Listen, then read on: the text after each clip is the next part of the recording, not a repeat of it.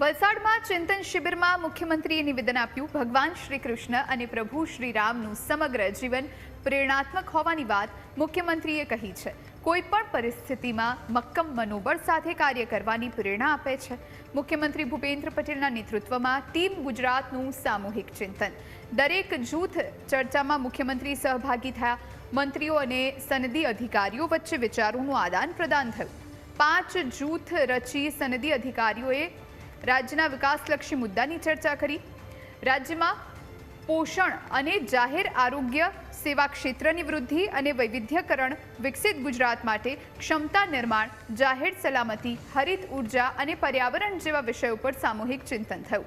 5 group ડિસ્કશનમાં મુખ્યમંત્રી ભૂપેન્દ્ર પટેલ, નાયબ મુખ્યમંત્રી હર્ષ સંઘવી અને મંત્રીશ્રી સહભાગી થયા. ધારો કે કૃષ્ણ ભગવાન, તો કૃષ્ણ ભગવાનની જિંદગી શું જોઈએ? આપણે કૃષ્ણ ભગવાનને પગે લાગીએ છીએ, પણ પગે લાગ્યા પછી ભગવાનની જિંદગી શું? તો કે જન્મ્યા ત્યારથી મરવા સુધી એમની પાછળ લોકો મારવા જ ફર્યા. હવે એવું તો દુઃખ આપણે છે નહીં કોઈને.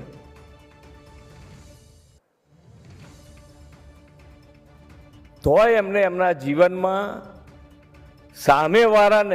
સામેવાળાના જે પ્રશ્નો આવ્યા એનો એમણે ઉત્તર આપ્યા, સલાહ આપી સારી રીતે. અને આપણે જો ટેન્શનમાં હોઈએ તો તું જવા દે ને યાર, અત્યારે મારે એટલું બધું ટેન્શન છે, તું ક્યાં વચમાં બોલ કરે?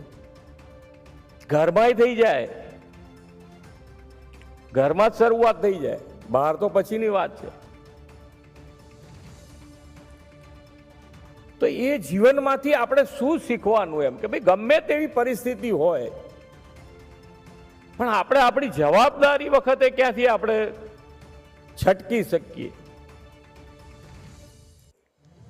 રામ ભગવાનની જિંદગી લઈ લો તો ક્યાં રાજાની જિંદગી અને ક્યાં જંગલમાં જવાનું, પણ એક બૂમ નહીં.